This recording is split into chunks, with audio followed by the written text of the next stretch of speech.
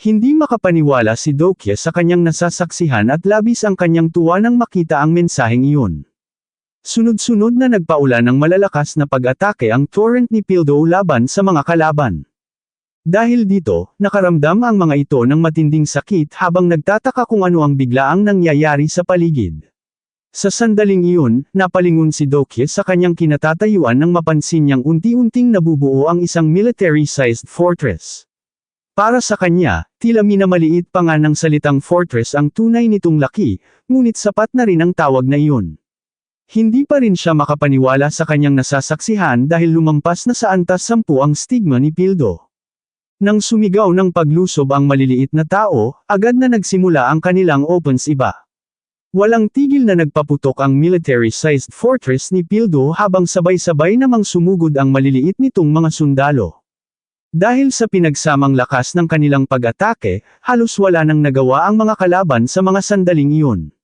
Mariing ipinahayag ni Pildo na ang lugar na iyon ay kanyang pag-aari. Mahigpit niya ring binalaan ang mga kalaban na huwag basta-bastang pumasok ng walang pahintulot at umalis na lamang sila. Habang seryosong nakatitig si Pildo sa mga kalaban, tahimik naman siyang pinagmamasdan ni Dokya. Ngunit biglang napatingala si Dokya sa tuktok ng military-sized fortress nang mapansin niyang may isang taong nakatayo roon. Mula sa itaas ay nagsalita ito at tinanong kung paano naging pagmamay-ari ni Pildo ang lugar na iyon. Ayon dito, hindi maaaring legal na angkinan ni Pildo ang lupang iyon. Nang marinig iyon, isa sa mga kalaban ang agad na nag-utos sa kanyang mga kasamahan na umatras muna sila sa ngayon. Dahil sa kanilang pag-atres, nagsigawan sa tuwa ang maliliit na tao. Masaya nilang ipinahayag na nagwagi sila at natalo ang mapanganib na mga kalaban. Kasabay nito, sabay-sabay nilang pinuri ang kanilang diyosa. Napatingala si Dokya nang marinig ang salitang diyosa. Ang babaeng nakatayo sa ibabaw ng military-sized fortress ay dahan-daang bumaba. Pagdating niya sa harapan ng maliliit na mga sundalo, agad silang pumila at magalang na nagbigay ng daan patungo kay Dokya. Napangiti si Dokya at sinabihan si Su Yeonghan na tingnan ang kanyang sarili dahil napakalayo na ng kanyang narating. Nakangiti rin siyang sinalubong ni Su Yeonghan at sinabing matagal na silang hindi nagkita ni Dokya. Dahan-dahan itong lumapit sa kanya at gamit ang isang daliri ay marahang itinaas ang baba ni Dokya. Habang nakatingin sa kanya, pabiro pa rin siyang nilait at sinabing pangit pa rin siya gaya ng dati. Habang naglalakad sila pabalik sa kampo, ipinaliwanag ni Su Yeonghan na nabangga siya ng isang bus na puno ng mga survivor habang naglalakad siya sa daan. Pagmulat niyang muli ng kanyang mga mata, naroon na raw siya sa lugar na iyon. Nagtaka si Dokya at agad na nagtanong kung paano nangyari ang ganoong klaseng loika. Kasunod nito ay tinanong din niya kung ano naman ang nangyari kay Pildo. Ipinaliwanag ni Su Yeonghan na ganoon din ang nangyari kay Pildo, ngunit sa halip na mabangga, nalunod naman ito sa Han River. Hindi pa rin makapaniwala si Dokya sa kanyang narinig kaya napatanong siya kung para bang isang fantasy novel ang lahat ng ito. Inasar lamang siya ni Su Yeonghan at tinanong kung nakalimutan na ba niya kung anong klaseng mundo ang kinaroroonan nila ngayon. Hindi na ipinagpatuloy ni Dokya ang usapang iyon at agad niyang ibinaling ang paksa sa isa pang bagay na kanyang iniisip. Tinanong niya si Su Yeonghan kung ano ang ibig sabihin ng tinatawag siyang diyosa. Siya rin ba ang nagsabi sa maliliit na tao na tawagin siya sa ganoong pangalan kanina? Naasar si Su Yeonghan at sinabihan si Dokya na madaldal pa rin talaga ito. Sinabi pa niyang sana ay hindi na lang niya ito iniligtas. Bigla namang sumingit si Pildo at sinabi sa kanilang dalawa na talagang bagay sila sa isa't isa. Dahil sa sinabi niyang iyon, tahimik na napatitig si Dokya sa kanya. Dahil dito, nagtatakang nagtanong si Pildo kung bakit ganoon ang tingin nito sa kanya at kung ano ba talaga ang ibig nitong sabihin. Humingi ng paumanhin si Dokya kay Pildo at sinabi niyang hindi niya ito naalagaan ng mas mabuti. Dahil sa narinig, natigilan at napatulala si Pildo. Naguguluhan siyang nagtanong kung ano ba ang pinagsasabi nito. Ipinapahiwatig ba raw ni Dokya na nagmamakaawa siyang alagaan siya o kung ano paman. Tanong pa niya, lumiit na rin ba ang utak nito kasabay ng pagliit ng katawan nito. Inis na sumagot si Dokya at sinabing humihingi lamang naman talaga siya ng paumanhin. Pagkatapos ay naging seryoso ang kanyang ekspresyon at taos puso siyang nagpasalamat kay Pildo sa pagliligtas sa kanyang buhay. Dismayadong napailing si Dokya habang iniisip na hanggang ngayon ay mabigat pa rin ang kanyang loob dahil hindi niya natupad ang pangako niya kay Defense Master noong sinabi niyang siya ang magiging supporter nito. Sa mga sandaling iyon, ang konstelasyong si Defense Master ay tila asar na napangisi sa kanyang sinabi. Kung ganoon pala, ayon kay Pildo, dapat ay simulan na siyang asikasuhin ni Dokya ng mas mabuti mula ngayon. Kaya naman, agad na binigyan ni Dokya si Defense Master ng 5,000 barya. Nang makita iyon, nag-aatubili man ay tumango rin ito. Hindi mapigilan ni Dokya na isipin kung sino nga ba talaga sa kanilang dalawa ang mas madali niyang makasundo. Gayunpaman, mabuti na rin ang lahat. Ang pinakamahalaga ay pareho pa rin silang buhay kahit lumiit na ang kanilang mga katawan. Ngunit biglang natigilan si Dokya sa kanyang iniisip nang may bigla siyang mapagtanto. Bakit nga ba pinili nina Pildo at Suyeonghan na lumiit? Kung iisipin, isinakripisyo nilang dalawa ang pagiging mga catastrophe upang gawin iyon. Hindi naman talaga sila ang uri ng mga taong kilala sa pagiging ganoon kawalang makasarili. Naputol ang kanyang pag-iisip nang may biglang tumawag sa kanya ng Mr. Dogeza Kim. Paglingon niya ay nakita niyang kamakawe si Mike Yoshoji, kasama sina Haiwan Seong at ang iba pa. Hindi sila makapaniwalang buhay pa si Dokya. Agad silang nagpasalamat sa kanya dahil sa pagliligtas nito sa kanilang lahat. Sinabi ni Haiwan Seong na kung hindi dahil kina Pildo at Suyeonghan, malamang ay namatay na silang lahat. Naningkit ang mga mata ni Dokya nang makita niyang ngumiti lamang si Suyeonghan at masayang sinabing wala lang iyon. Ginagawa lamang daw niya ang kanyang trabaho. Nang mapansin ni Suyeonghan ang ekspresyon ng pagtingin ni Dokya, agad siyang nagtanong kung ano ang gusto nitong sabihin. Simple lamang ang naging sagot ni Dokya. Wala. Natigil ang kanilang pag-uusap nang sumingit si Jie at nagtanong kay Suyeonghan kung saang pangkat ito nagmula. Ayon sa kanya, ang husay nitong makipaglaban ay maihahambing na sa isang hari, ngunit ngayon lamang daw niya ito nakita. Biglang namutla sina Dokya at Suyeonghan sa tanong na iyon at hindi sila agad nakapagsalita. Kung iisipin, wala pa sa mga naruroon ang nakaalam na si Suyeonghan ang unang disipulo.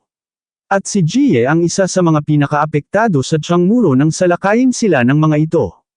Sa palagay ni Dokya, hindi iyon basta-bastang palalampasan ni Jie kapag nalaman nito kung sino talaga si Suyeonghan. Bago pa makapagsalita si Suyeonghan, tumingin muna si Dokya sa kanya. Pagkatapos ay siya na ang sumagot at sinabing matagal na niyang kaibigan si Suyeonghan. Medyo mainitan lang daw talaga ang ulo nito kaya mas pinili nitong maglakbay ng mag-isa.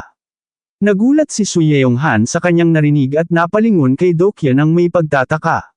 Samantala, sa isip ni Dokya ay napatanong siya sa kanyang sarili kung maituturing nga ba niyang kaibigan si Suyeonghan.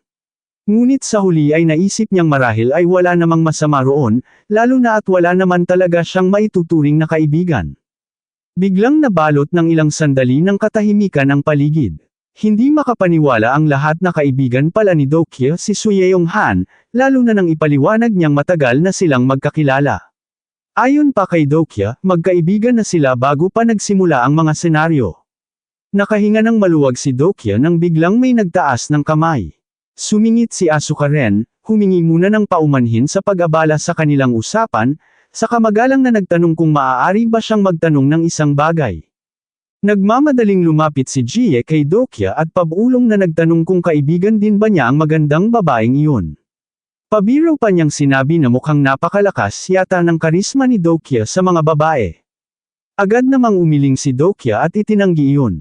Sinabi niyang hindi niya kaibigan si Asuka rin. Sa katunayan, isa itong Japanese incarnation na iniligtas lamang niya mula sa pagkakabihag. Nagulat si Jie sa kanyang narinig at agad na nagtanong kung bakit pa niya iniligtas ang isang kaaway. Ipinaliwanag ni Dokya na ang kasalukuyang senaryo ay hindi isang kompetisyon sa pagitan ng Japan at Korea. Isa itong labanan sa pagitan ng mga maliliit na tao at ng mga catastrophe. Pagkarinig nito, lumapit si Suyeonghan kay Dokya at pabulong na nagtanong kung sino si Asuka rin. Isa rin ba raw ba itong karakter sa TWSA? Nagtaka si Dokya nang marinig iyon. Hindi niya akalaing hindi pala kilala ni Suyeonghan si Asuka rin. Napakamot lamang ng ulo si Suyeonghan at ipinaliwanag na may problema talaga siya pagdating sa kanyang ugali. Hindi raw niya ugaling tapusin ang mga nobelang sa tingin niya ay walang kwenta. Hindi agad sumagot si Dokya. Sa halip ay napaisip siya. Kung hanggang episode 100 lamang ang nabasa ni Su Yeong-han, natural lamang na hindi nito alam ang mga sumunod na pangyayari. Sa simula pa lamang ng ikatlo at ika-4 na round ay kabisado na ni Dokya ang lahat ng nangyari, ngunit sa pagkakatanda niya ay hindi pa ipinakikilala si Asuka Ren sa bahaging iyon ng kwento. Maya-maya ay nagtanong si Asuka Ren kung paano nila nasakop ang hilagang bahagi ng Peaceland ng ganoon kabilis. Dahil hindi naiintindihan ni Su Yeong-han ang wikang Hapon, lumingon siya kay Dokya at nagtanong kung ano ang sinasabi nito. Ipinaliwanag ni Dokya na ang tanong ni Asuka Ren ay kung paano naging diyosa si Su Yeong-han. Hindi lamang si Asuka Ren ang nagtataka. Maging ang lahat ng naruroon ay gusto ring malaman kung paano nangyari ang bagay na iyon. Ipinaliwanag ni Su Yeong-han na ang isang araw sa daigdig ay katumbas ng 3 araw sa Peaceland. Mahigit 1 linggo na ang lumipas mula nang magkahiwalay sila ni Dokya. Ibig sabihin, halos 3 linggo na silang nananatili ni Pildo sa islang iyon. Naalala ni Dokya na nagawa ni Su Yeong-han na maging hari ng mga propeta sa loob lamang ng 1 linggo habang nasa daigdig pa sila. Kung iisipin, hindi na rin katakatakang naging diyosa ito sa loob ng 3 linggo. Gayunpaman, ang kaharian ng Veronica ay nasa bingit na ng pagkawasak dahil sa walang humpay na pananalasa ng mga catastrophe. Ipinaliwanag pa ni Su Yeong-han na sinabi na niya kanina kung paano sila napadpad sa hilagang rehiyon. Siya at si Pildo ay bumagsak mismo sa gitna ng Veronica Castle habang ito ay inaatake. Ayon sa kanya, ang mga umaatake noon ay kabilang sa unang pangkat ng mga kalahok mula sa Japan. Sa totoo lang, ang balak lamang sana nila ay nakawan ng mga napatay at pagkatapos ay tumakas. Ngunit bigla silang kinausap ng mga Japanese. Dahil hindi nila naiintindihan ang sinasabi ng mga ito at inakala nilang iniinsulto sila, ninas silang dalawa at isa-isa nilang pinatumba ang mga ito. Napabuntong hininga si Su Yeong-han at sinabing kung alam lamang nilang liliit ang kanilang mga katawan, hindi na sana nila ginawa ang ganoong bagay. Habang papalapit sila sa kanilang patutunguhan, unti-unting naunawaan ni Dokya kung bakit itinuring silang mga Diyos ng mga tao sa lugar na iyon. Dahil dito, naisip din niya kung bakit ganoon na lamang katindi ang galit ng mga maliliit na tao sa mga mananakop mula sa ibang mundo. Hindi nagtagal ay sinalubong sila ng mga maliliit na taong umiiyak sa sobrang tuwa dahil nakaligtas sila. Masaya nilang isinisigaw na nakabalik na ang kanilang diyosa. Kahit malayo pa sila, nagsitakbuhan na ang mga ito upang salubungin ang kanilang pagdating. Sa sandaling iyon ay napagtanto ni Dokya na nakarating na sila sa isinumpang lugar na tinatawag na Fistland. Alam ni Dokya na ang mga tao sa mundong ito ay kahawig ng mga tao sa daigdig noong unang panahon. Wala rito ang mga Swordmaster o ang mga Ninth Circle Grand Mage. Higit pa rito, ang kanilang mga kakayahan ay mahigpit na nililimitahan ng umiiral na sistema. Gaano man sila katapang at kahusay lumaban, nananatili pa rin silang mahihinang sibilyan sa isang karaniwang mundo ng pantasya, mga taong walang magawa kundi magdusa sa kamay ng mga mananakop mula sa ibang mundo. At alam ni Dokya kung sino ang tunay na may gawa ng kwentong iyon. Agad siyang lumingon kay Asuka Ren at tinawag ito. Nagulat si Asuka Ren nang sabihin ni Dokya na nais niyang sumama ito sa pangkat ng Korea. Seryosong sinabi ni Dokya na kailangan nila ang tulong nito. Hindi agad nakasagot si Asuka Ren. Nanatili lamang siyang tahimik habang nag-aalinlangan at malalim na nag-iisip. Dito na po nagtatapos ang ating kabanata, abangan ang mga susunod pa nating upload. Huwag din kakalimutang mag-like, share, subscribe at i-click ang notification bell para lagi kayong updated sa mga susunod pa nating mga video.